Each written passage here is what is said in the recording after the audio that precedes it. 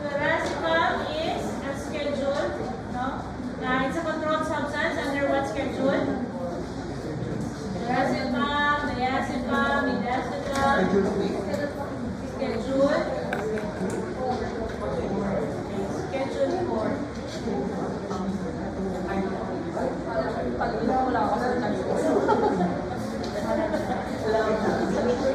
Next. That is a quadrimoxazole. 1 milligrams.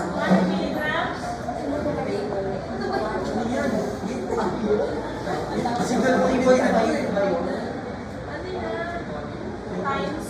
Yung times niya, yung number niya, parang times lang. Parang so, ano yun? Ilan daw i-dispense? 3.5 ml. 3 times a day na 7 days. 7 days. 0.5. For 1 year. That is 1 bottle glass. Ay, bakit pala ito? Ayaw, 5 ml yan. Kasi that is a suspension of quadrimoxazole, antibiotic. And then the other drug is Metoclopramide. metoclopramide. It's an ano tawag na metoclopramide? Media. It's an anti-emetic. Okay? So let us now proceed to our topic for today, processing of prescription order. Okay? Actually, the presentation itself is self-explanatory, but we'd like to emphasize on some things. No? So the topic has the following outcome.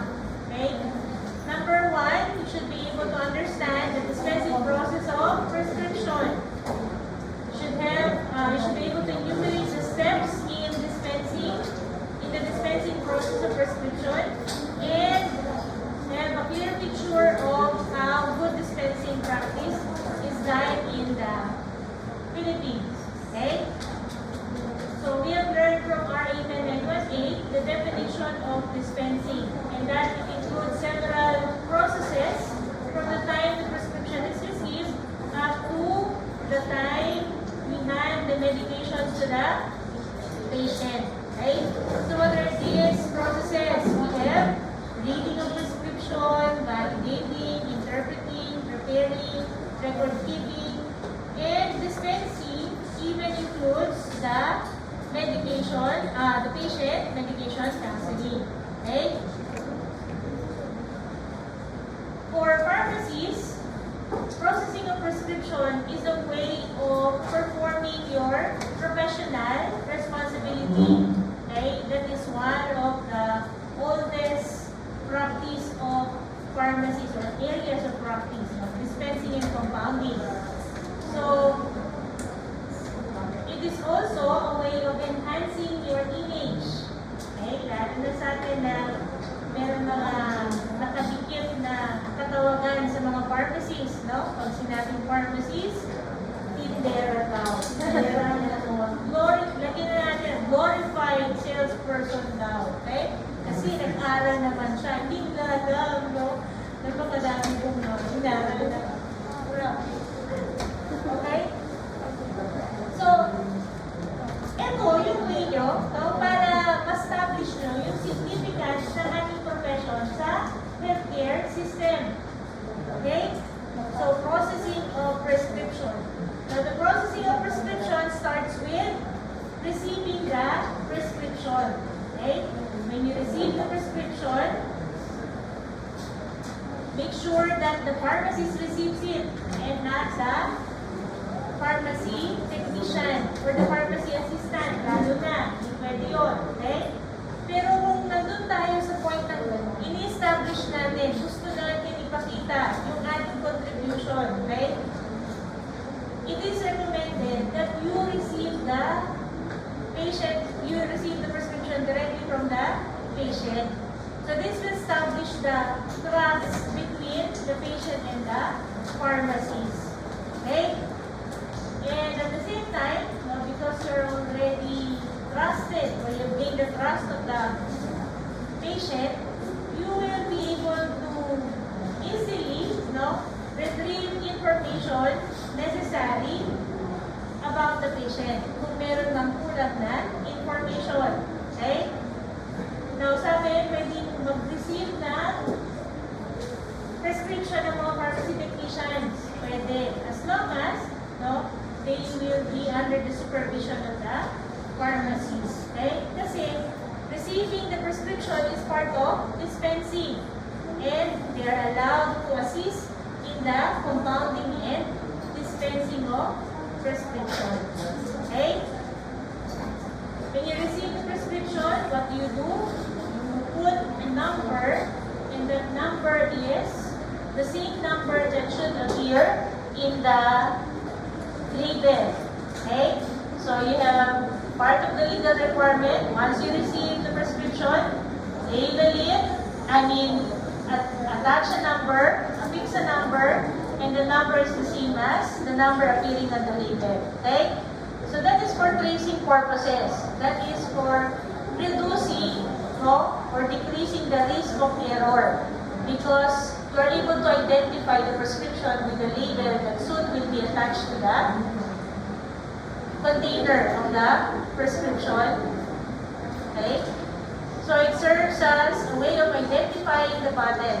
It becomes easy if you have a computer system, yung nagpa-practice o yung meron ng mga patient medication profiling. So all they have to do is to encode the prescription into the computer, and the computer automatically prepares a label when the prescription requires repackaging or coming from large container, yung mga loose tablets and capsules. Okay? You also place the date on the prescription. Similar to number, it is a legal requirement. So, similar to number, it is a way of tracing the prescription, especially if the prescription was returned to the patient and the patient happens to lose the prescription. So, a way of tracing the prescription is the record that you have in your system, and a quick way to locate it is by date.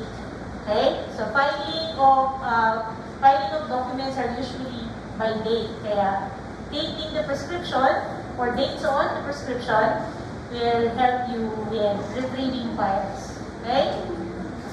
The second step is reading, checking, and interpreting the prescription. Okay? So upon receiving the prescription, you have to confirm the name of the patient. Okay? So, it's a common practice here that prescriptions are bought by a representative, a family member, or even friends, So, minsan, hindi yung pasyente mismo ang bumibili no gamot nila. Okay? Lalo na pag mga elderly. Kaya, we have to confirm whether we are talking to the patient himself or to a representative. Identifying the prescription and the owner of the prescription helps us to prevent error. Remember, in good dispensing practice, we have to make sure that the right drug is dispensed to the right person or to the right patient. Okay? So, confirming the name of the patient. Okay? Read the following in the prescription.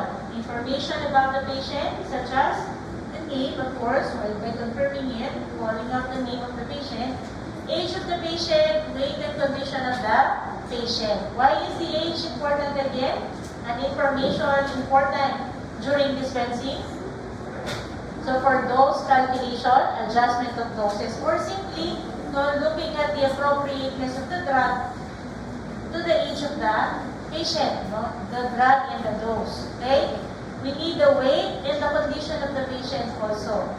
In terms of the medicines, what information do we look at? We look at the dose, the dosage form, possible influence of the other drugs, meaning you have to look at the other drugs concomitantly prescribed with the other drugs. Okay? And then the frequency of administration. Okay?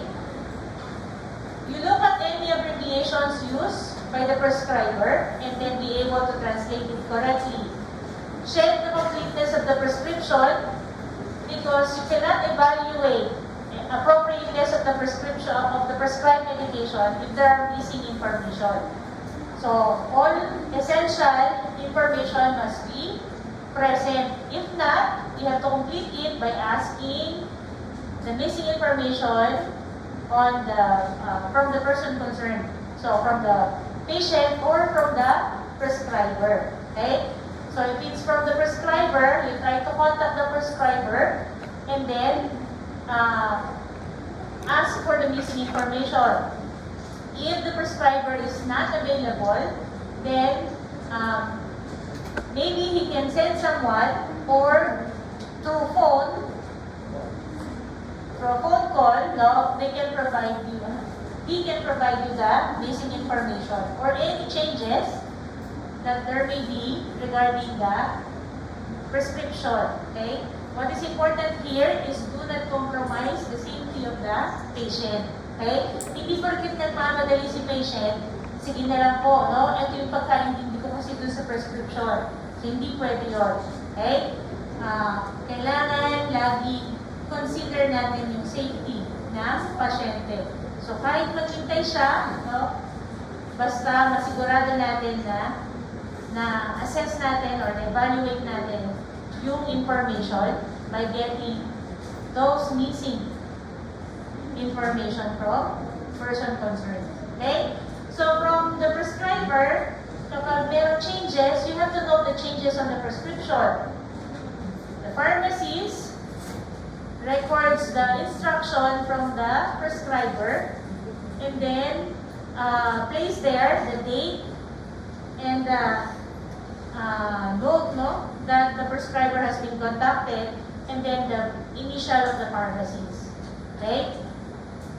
When receiving instructions, verbal instructions or through phone, you have to repeat it back to the prescriber to ensure accuracy. So after na-transcribe mo, basahin mo ulit sa doktor para masigurado kung tama yung nakuha nating order or changes or corrections or instructions. Okay? Step 3 is validating appropriateness of the prescription. Appropriateness is determined only when you have all the necessary information. Information like the condition of the patient. Okay? So the condition of the patient will tell you the correctness of the prescribed drug. So you know the indication of the drug. Is it for the condition stated by the patient? Okay? Patient's allergies and hypersensitivities. Okay? And the allergies may not be only because of the active ingredients. There may be allergies due to excipients. Okay? So reported allergies due to excipients. And this should be noted. Okay? Next is pharmacological or biological action of the prescribed product, which is related to the indication of the drug. Okay? Next is route of administration. Appropriateness of route of administration. For example, no, an uncooperative, unconscious patient is prescribed with, or supposed to be with an IV. Okay? Unconscious and uncooperative or unconscious patient. Okay? Pero ang prescribe sa kanya ay by mouth, no? Yung orally administered. Okay? So, hindi, no, appropriate yung dosage form. Okay? For the route of administration. So, you check whether the prescribed product may result in a drug disease or drug-food interaction. Kaya nga, mahalaga yung patient medication profiling that will give you all the names of the drugs currently being taken, past medication, OTC, and prescription. Okay? You check on the dosage form, dosage regimen, appropriateness to the needs of the patient. Okay? You You check on the adherence, okay? Whether the patient will encounter any difficulty in complying the therapeutic regimen. Like for example, a patient has difficulty in swallowing, yung mga tablets, solid dosage forms. So this may become a reason for sudden stop of using or taking the medication, okay? Or pwede ring financial factor, okay? Hindi siya makapag-comply kasi madami yung bibiling gamot, mahal, okay? Adherence. Next is quantity. So, specific treatment that requires a specific duration are your antibiotics. So, make sure that the prescribed quantity is for the indicated duration of therapy. Okay? Baka namali ng pala si Doc, no? Imbis na meron pang 3 araw, no? Hindi na nabilang, pero kailangan alam din natin, may mga antibiotics na for 3 days, for 7 days, for 14 days. Okay? So, quantity. Next is incompatibility, and this one applies to compounded prescription or extemporaneous compounding. And legitimacy, which from the start should be checked already. No? If this prescription was prepared by a licensed practitioner and issued in good faith, meaning the intention of the doctor to prescribe medication is for the treatment of the patient and no other use or misuse or abuse of the medications. Okay? So aside from pharmacists, who can receive the prescription? The pharmacy technician. Okay? Provided there is the supervision of the pharmacies. Okay? The age of the patient should always be written in the prescription. Best practices indicate that age is important, and so it should be indicated or included in the prescription. Okay? Next step is checking the availability of medicine. So you have understood, no, the names, you have determined that the drug is appropriate. You're now going to prepare. Okay? Prepare the medications. So, you check the availability of the medicines. You use the prescription, you compare the names of the drug, dosage form, dosage strength, against the name indicated in the label. Okay? Other computer systems are equipped with scanner and barcode. So, yung barcode, once it is scanned, it will give you the physical appearance of the medicines, no? Confirming that that is the drug contained in that container. Okay? Now, when checking the medicine, you check on the expiration date. Okay? So, expiration date is important in terms of the quality of the medicines. Okay? So, during this time, that is the shelf life of the drug, it is considered stable. And so, it is fit for use. Okay? But beyond that, it is said to be unfit and the active ingredient have decreased by more than 90%. And that is unacceptable. Okay? So, how do you retain the freshness of the stock? You're going to conduct regular inventory and rotation of stocks. So one way is to follow the FIFO system. FIFO is the first in, first out system. But more effective these days are the PEFO. So the basis now is not the date of acquisition, but the date of the expiration. Okay? So first to expire, first out. Kasi nangyayari, nakakabili ka ng old stock. Na dapat, nakakabili ka ng later on, mas bagong stock. Kung pag first in, first out, may iiwan pa rin yung bagong gamot, Kaya, yung mag-expire mo is may iwan yung matagal pa, may iwan yung mag-expire. No? May iwan yung mag-expire. Ganun kapag first in, first out, ang masinay. Na kapag ganyan, no, iniikot na nila. Yung pinupush nila, kailangan mag-move yung mga gamot. Kaya, meron sila mga promo, o kaya nag-o-offer sila as an alternative or a substitute, as a substitute to another drug prescribed for you. Okay? So, expiration date. Know when to use the term expiration date and beyond use date. Okay? So, for measuring or counting quantity from stock containers, kasi uso sa ibang bansa na yung mga tablets and capsules are in large quantities, large stock containers, and they are repackaged in a prescription bottle. So, if that's the case, you've learned this in the laboratory, the proper way of transferring liquids so that the label of the container will not get wet, no, by the contents, okay, by the liquid. So, have it facing upward. Kapag naman loose tablets and capsules, we use this tablet counting device with spatula. So, it's a bad practice. Never do it, no, that you transfer medicines or you count medicines using your hands. Okay? So, meron tayong spatula. You can even use a clean piece of paper and a spatula. Okay? Or you can use the lid of the stock container. The problem is, if you're using the lid of the stock container, you are leaving the container open and open for contamination. Okay? So, use other way, use other clean, dust-free surface for counting loose tablets and capsules. Okay?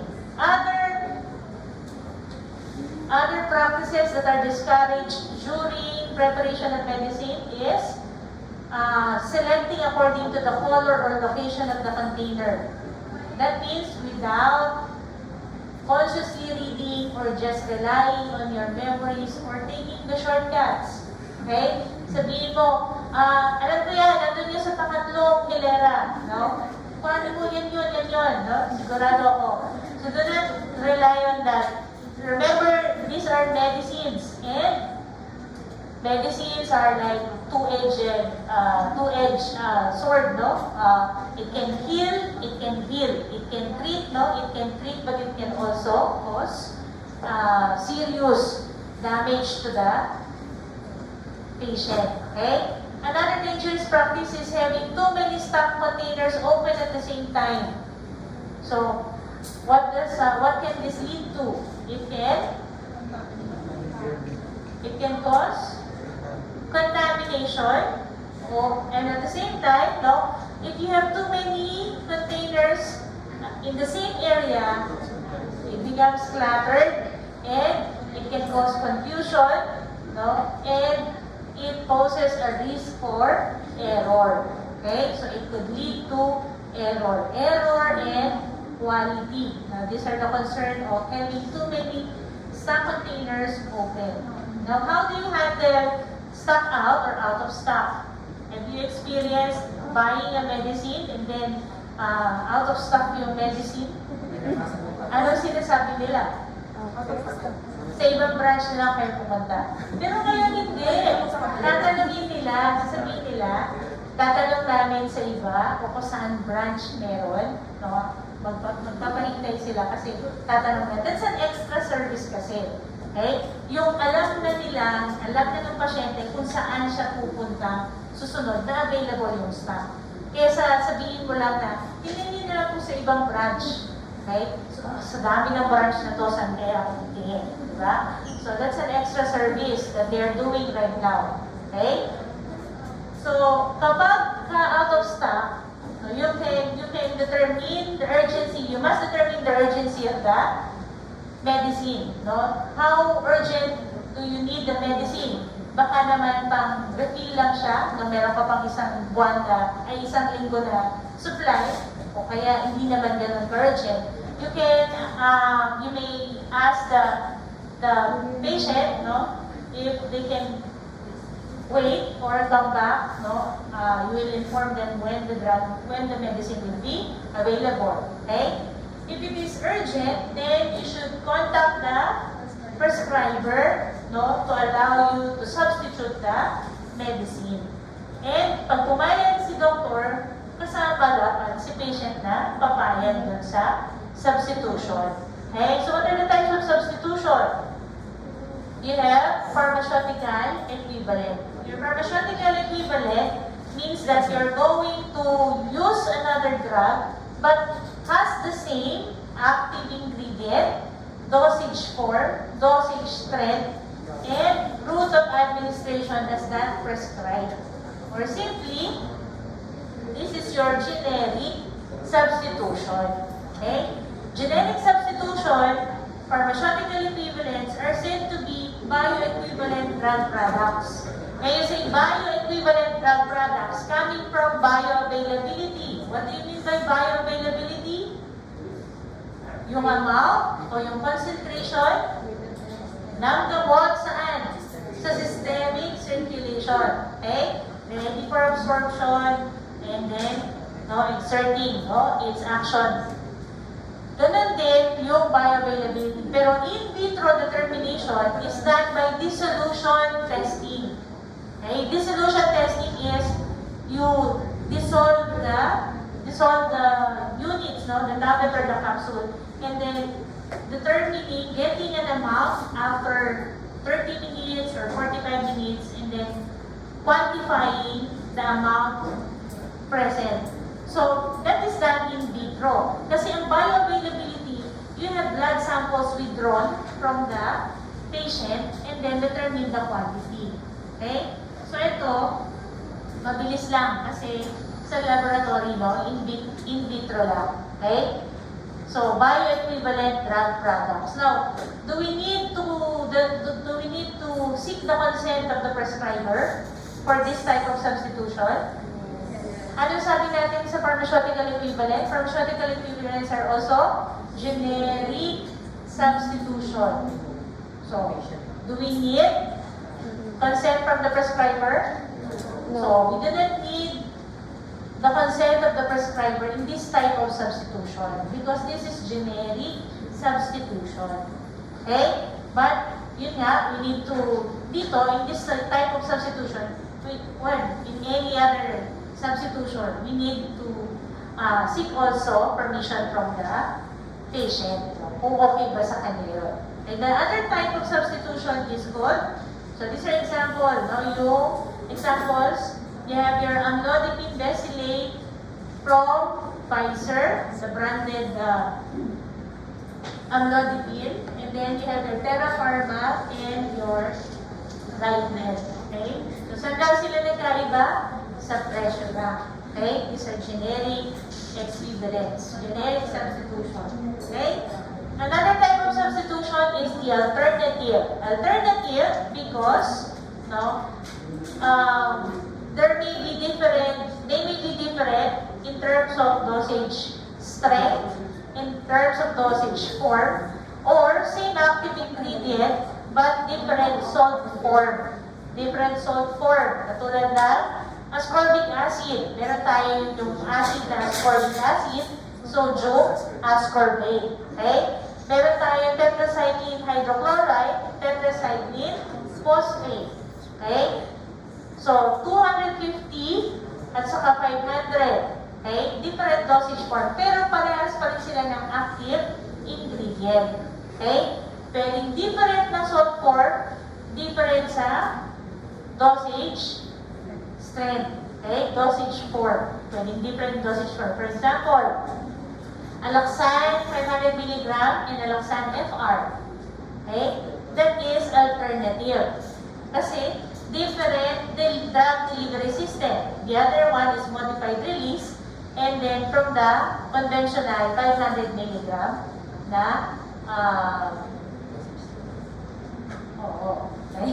dosage strength. Okay?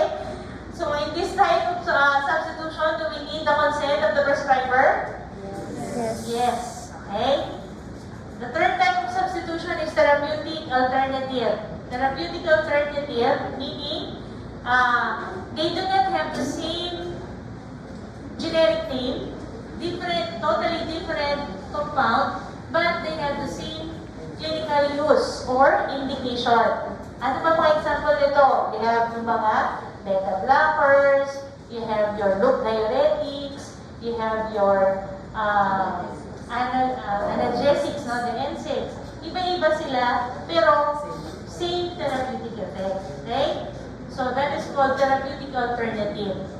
But when you say therapeutic equivalent, automatic, that we say pharmaceutical equivalent. Okay? So pharmaceutical equivalents are therapeutic equivalents. Okay? So do we need consent for therapeutic alternatives? Yes. Okay. So for therapeutic alternatives, pharmaceutical alternatives, we need the consent of the prescriber. Okay? Apply legal and ethical considerations. Ano ba yung mga legal and ethical issues in dispensing? Okay? So we are only the pharmacies are allowed to dispense prescription. Yung mga na-discuss natin, controlled substances require the end of prescription and S2 or S licenses. Okay? What else? Unnecessary prescription of dangerous drugs. O yung mga dangerous drugs, no, you are using, no, that is ethical consideration as well. The prescription is used for another intention and not to treat the patient. Okay? It's an abuse of the drug or a misuse of the drug. Where a drug that is intended as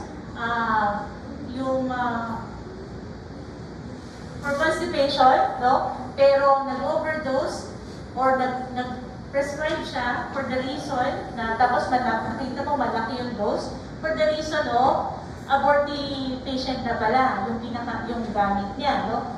Pina-increase mo yung contraction, yung motility para ma-abort na pala, no? So nagkakaroon ng ibang use, okay? So papasok na rin yung ethical consideration, okay? So we have legal and ethical considerations. So actually, no, Pdis can inhibit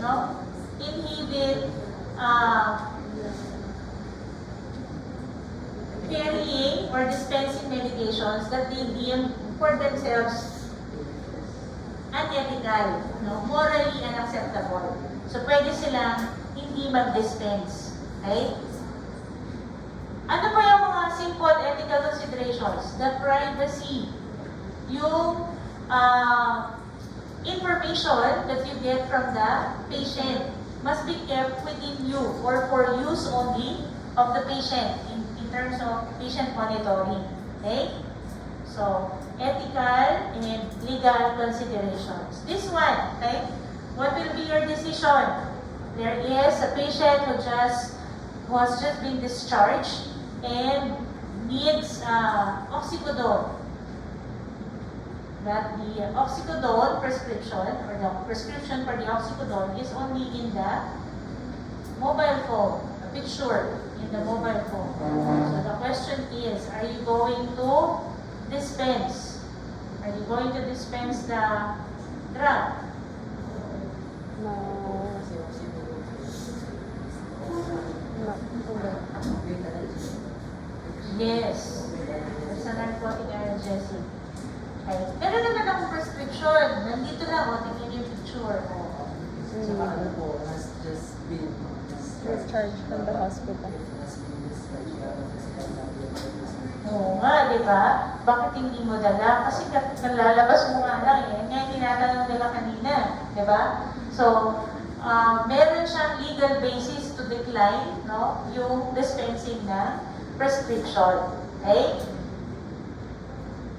Next, another example. Meron kayong senior citizen pumunta, bumibili ng gamot niya, kaya lang, nakalimutan niya isa doon sa mga requirements. Ano yung mga requirements?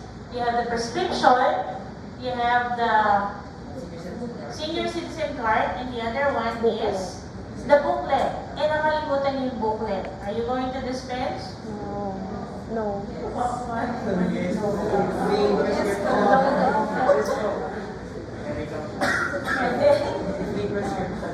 Pag may prescription, papayagan mo. Yung iba, super kakilala, yun na ang paganda sa patient medication profile. Pagka gano'n, nakikita mo na kagad, no? Kasi kilala mo na yung pasyente. Di ba? So kung kakilala, pero kung bagong mukha siya, huwag yung bigyan. Kasi no? Bawal. Eh paano kung representative, tapos wala siyang authorization? No. Hindi niya rin bibigyan. Okay? Sabi nung kabilang section, hindi namin bibigyan, ma'am, no? Lulugi pa kami. Sabi niya. Okay? So, you have example of legal considerations. Okay? Now, how do you give the discount to the senior citizens? Okay? So, according to 9994, they are entitled to 20% discount. After you have the 12% exemption, VAT exemption. So, suppose the price of the product is 500 and the VAT rate, what do you mean by VAT ba? Value-added tax, okay? So, the 12% is added to the 100% taxable amount, okay? So, instead of 12%, that will be 112. Okay? 112. So that 500, the amount of the drug, will be divided by the decimal of 112, which is 1.12. Okay? So kung 20% ng VAT, that will become 1 point. Kung 20% ng VAT, 1.2. Okay? Kasi 100 plus the value added tax. The value added is 12%. Hindi, 20% nga yung tax eh. Yung VAT eh. Pag 20% yung VAT, 1.2. Tama? Kasi 120. Kasi sa ibang bansa, malalaki yung mga tax nila. Nasa 20%. So yung 12% sa atin, mababa pa yan. Okay? So i-divide mo, ang makukuha mo dyan is the VAT exempt sales. Okay? And from that VAT exempt sales or VAT exempt amount, that is when you are now going to get the 20% discount. So you multiply this by 20, this is the senior discount, 89.29. And you subtract that from the VAT exempt sale to give you an amount that is 357.14, the total amount to be paid by the patient. Okay? So, malaki talaga yung nadi-discount ng senior citizen. Okay? Ito yung isa pang tanong. Hindi ko alam yung sagot. Okay? Meron ba dapat discount ng mga OTC? Wala. Yes. Yes po. Kasi ang nakalagay sa RA 9994 on medicines. So, dapat pati OTC. Pero kailangan i-prescribe yung OTC. Kailangan na sa prescription yung OTC. Hindi na siya OTC. Yun nga, di ba? Halimbawa, di ba OTC, multivitamins lang mga senior citizen, meron bang silang discount doon? Yung iba lang naman sir.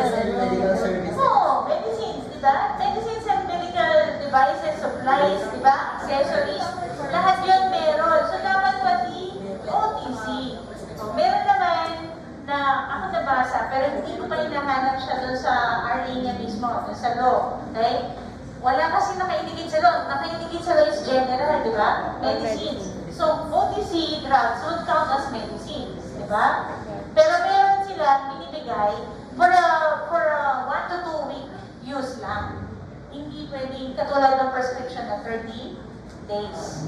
Okay? Pero titignan natin, Kasi baka nalulugi ang mga senior citizen, diba? So kailangan natin ipagtanong. Nalulugi yung butika. Hindi kayo malulugi. Pag kayo ay out, ibabawas yun doon sa tax nyo pag nag-file kayo ng income tax. So, hindi naman talaga actually lugi, no, kapag kayo ay nagbigay ng mga discount. Okay? Next, preparing the prescription. Okay? If this is a compounded prescription, you have to make sure that you know the order of mixing, if you have to detect presence of incompatibilities, and if there are incompatibilities, you should be able to remedy the incompatibilities. Okay? Of course, it also requires mathematical operations or simple computations of the needed ingredients. Now, if it is a regular prescription that you need to simply dispense prefabricated medicines, you must take caution in dispensing the salads and herbs. Okay? The salads are sound like lookalike drugs, and one of that is one of the ways to prevent error in dispensing this type of medicines are the use of the Tolman letters. Use of yung mga separate containers. Okay? The same with hams. Hams are high alert medicines. High alert or high risk drugs. So it means that there is a high risk or that can there is a high risk, no, or danger on the part of the patient when this is dispensing error or used in error. What are examples of the hams?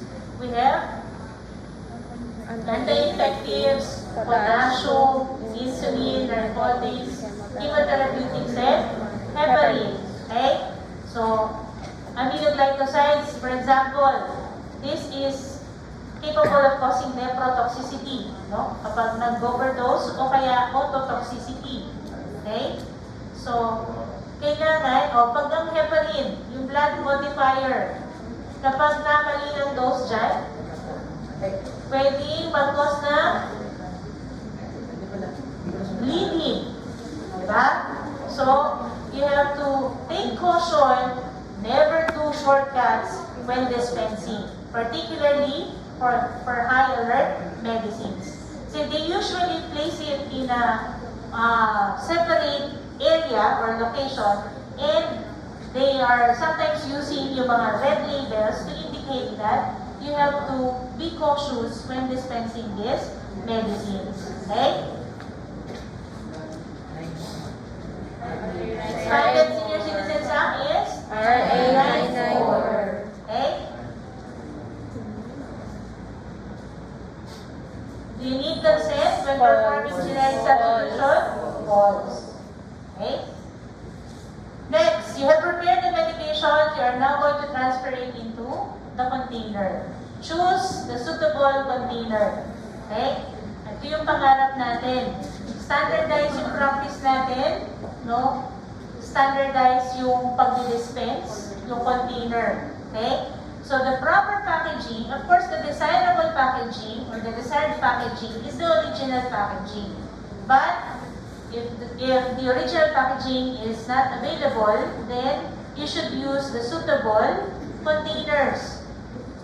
Okay, you have different types of containers. We call these prescription bottles. No, yung mga narrow mouth bottles that are used for liquids. Okay, we also have the wide mouth prescription bottles, the round vials. No, and the selection of this container will depend on the type of the drug, the quantity pertaining to the size, no, and the method of its use.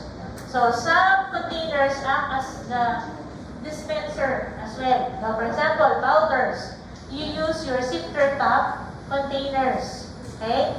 Applicator, meron tayo ng mga applicator bottles. Okay?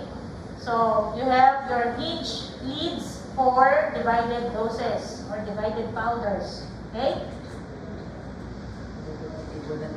You prepare, itong table lang to is just to compare ano yung sinasabi natin desirable, acceptable, at saka undesirable packaging. Okay? So, ito yung mga characteristics and examples. Okay?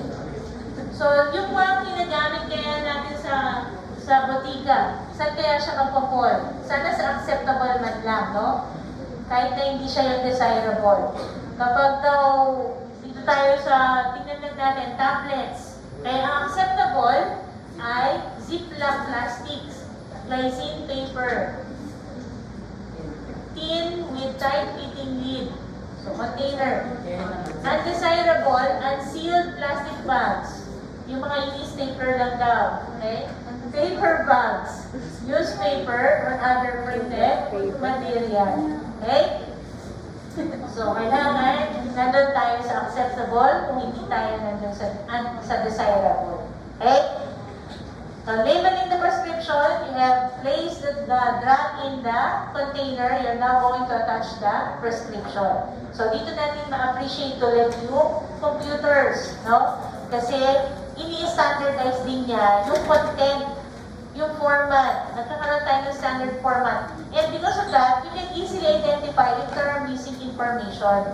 Kasi, pagpasok mo nung pag-encode mo ng prescription, itatapat na niya lahat ng mga information dun sa lugar, no? Dun sa label. Okay? So, alam mo agad kung may kulang. Also, it meets yung desired aesthetic appeal and professional appearance. Diba? Sinasabi sa inyo, yung label nyo, pag magpo-compound kayo, is a representative of how you have prepared your medications. So, yung mga sobra-sobra, yung glue, nanlilimamig yung bote, no? Yung mga label na yung nilipad, no? Hindi maka-attach, parang may mga pakpak yung mga gamot ninyo. Okay? So, that is a reflection of how you prepared your medicines, no? So, kung iabot mo yun sa pasyente, sa tingin nyo, babalik pa ulit yung pasyente. Baka nga hindi niya gamitin nyo, compound nyo, no? Kapag gano'n ang insura. Kaya, mas maganda na mas standardized, computerized yung mga label. Okay? Auxiliary labels are important for warning, precautions, special instructions, storage conditions. Okay? Next step is counter-checking. That is after the medicines have been prepared and you're now going to ready for dispensing, handing the medications to the patient. Before that, if the pharmacy technicians prepared this, pharmacists should counter-check. Again, cross-checking. This time, dun sa repackage, label na, sa label na lang repackage medicines at saka dun sa prescription. So, check on all the information, including the name of the information about the patient, information about the drug. Okay? And then, counter-check is indicated by the initials of the one performing the counter-checking. Okay? Next is handing the medication to the patient. You issue the medicine to the patient, making sure that you follow the 6 R's. And yung 6 R's?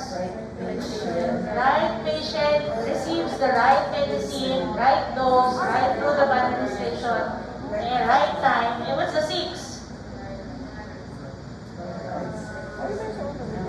Receive from the registered pharmacies. Okay? So, kailangan, lalo na, no, first time prescriptions are issued by the pharmacies. Okay?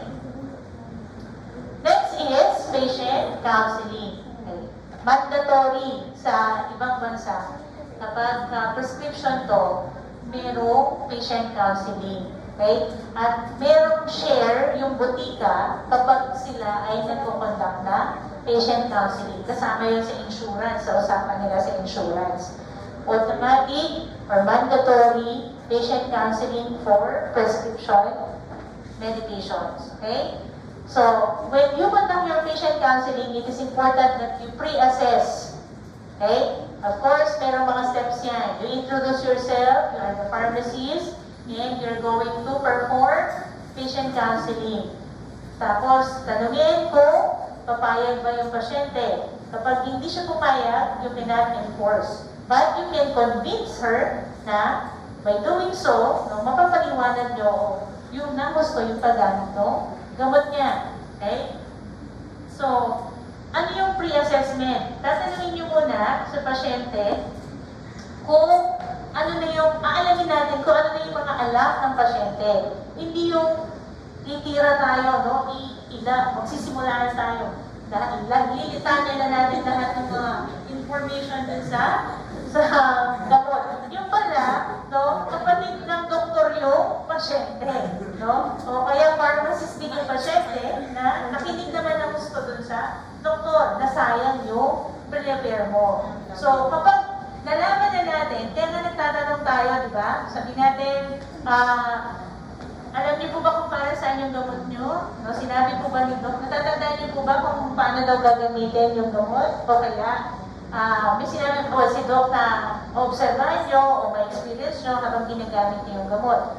So, kapag meron na siyang nasagot doon, titignan mo na ngayon kung ano yung mga i-emphasize mo, ano yung idadagdag mo na information. Okay? So, hindi all the time, no? Bibigay mo, ikaw yung maglilitan niya ng information. Okay? So, make sure that the patient knows about the proper dosage, proper use, and the identity or the identification of the drug, okay? The route of administration, why this drug was prescribed to the patient, and yung mga adverse effects. Okay? So, how do you take the medication? It is also included in the patient counseling, the proper storage. Okay, keep in mind, that the quality of the drug matters. So kapag hindi maayos yung pagkakastore ng gamot, kahit na tama yung pag-inom ng gamot, expired na pala yung naiinom niya o deteriorated na, wala na yung bumaba na yung active ingredient, wala rin therapeutic outcomes. Hindi rin natin ma-achieve yun. Kaya it is important to indicate common storage conditions is cool, dry place. So, ano yung isasuggest natin dyan sa cool, dry place? Cabinet, yung mga dresser. Maganda kung meron siyang sariling container ng mga gamot, no? You place it in a cupboard. Ano ba ang cupboard sa atin? Anong tawag natin doon? Platera, no? Anong tawag doon? Lalagyan ng mga plato. Okay? Pantry. Meron ba tayong mga pantry sa bahay?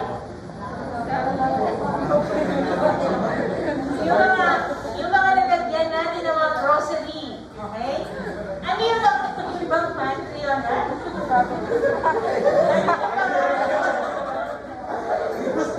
Ano yung mga iiwasan natin lugar na paglalagyan ng gamot? Huwag nyo ilalagay sa banyo.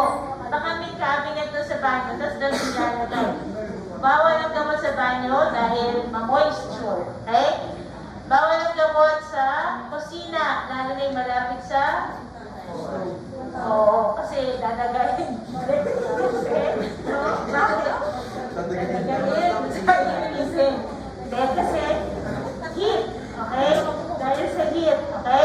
Saan pa bawal? Malapit sa bintana. Makuha.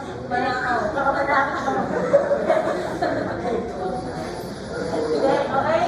Kasi nga, keep it protected from light, direct sunlight. Remember the causes of drug deterioration? Heat, moisture, and heat, sunlight, moisture, and air. Oxidation, and hydrolysis. Okay? ADRs should be mentioned to the patient during patient counseling. Potential adverse effects. Right? But what is more important, okay, you have to mention the frequency, severity, and the actions to be taken when the patient experiences this. Okay? Remember, ADRs are those reactions, adverse reactions that were not documented. Okay? Kasi nga, limited yung clinical trials, limited yung duration ng clinical trials, limited yung participants ng clinical trials. Pero pag ginamit na yung gamot sa market, iba't ibang klase, iba't ibang condition, noong pasyente, dun lalabas yung mga adverse drug reaction. Okay? So what is emphasized here is that for ADR, you give your contact information. Yung pharmacy, kung ayaw nyo ng personal number nyo, yun sa pharmacy. No, para lang maging secure, no, or meron certain degree of safety, no, yung pasyente na pag nangyari o na-experience nila yun, meron silang matatawagan na tutulong sa kanila regarding the adverse effect. Okay? Patient counseling, mga OTCs, paggamit ng device, no? So, ipaliwanag natin, okay? Yung mga paggamit na measuring cups and yung mga wrappers natin, okay? So, last part of the patient counseling is making sure that the patient gets the information. The information is clear. So, you may ask them, pakiulit nga po, no? Yung pinaulit talaga lang. Hindi, mabilisan lang. Ano po yung mga natatandaan nyo? At least yung mga importante, no? Yung tamang paggamit, ano yung gamot, paano yung natago. Okay, saka, side effects, no? So, kailangan mag-iulit. Or, much better if you can provide the medication leaflet. Okay? So, para dun sa ginawa mo patient counseling, na meron kang mga ibang i-skip, no? Kasi nag-focus ka lang sa mga importante. At least yung full information is given to the patient. Okay? Please. Oh, so ito po pag full dry place, okay? You have to recommend storing it in these areas. Okay? How about, meron ako nakasabay nun sa bumibili ng antibiotic, no? Tatay. Sabi niya, Miss, paano wala kaming rep sa bahay? Okay, saan ko pwede ilagay ito? Sabi niya, yung reconstituted na suspension. How long will it last? Mga 2 weeks kasi kapag binibigay nila. Ilan? Kapag nasa record, Pag nasa paano pag wala? Usually, 5 days. Kapag ang... Nagawa na ito. Kapag water po, 2 weeks kapag non-water na So, 2 weeks na 14 days. Sakto naman, napatapos na yung traditional treatment kasi antibiotic yun. So, 20. Okay? So, problema talaga yung gano'n. So, ipapaliwanag natin yung tama storage conditions. Okay? And the last part is filing and recording of prescription. Okay? Why is documentation important? For tracing purposes. Okay? Aside from complying to legal requirements, that prescription should be recorded. Prescriptions are recorded in respective log books. When do you do this? You usually do this after office hours. Okay? Yes. Hindi wala nang bayad. So, overtime. So, and the retention period, how long are you going to keep? 2 years. Makalagay dito, poisonous substance, 5 years.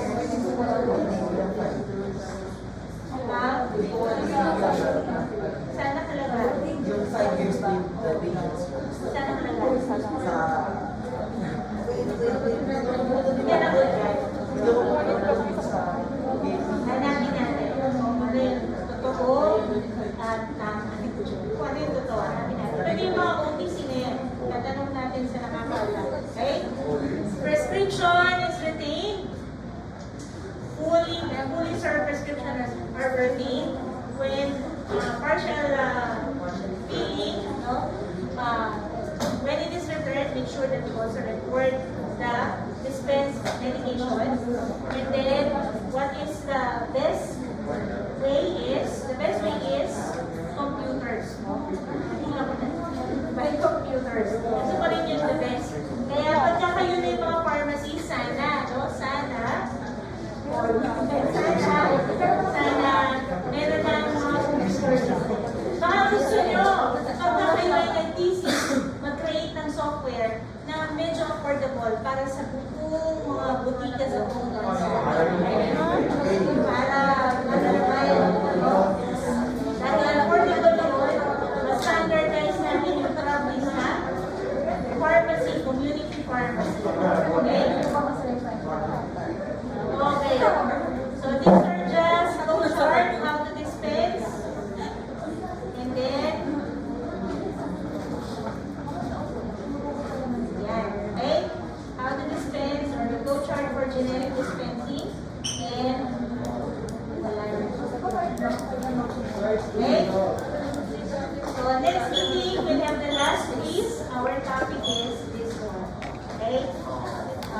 prescription, processing of prescription.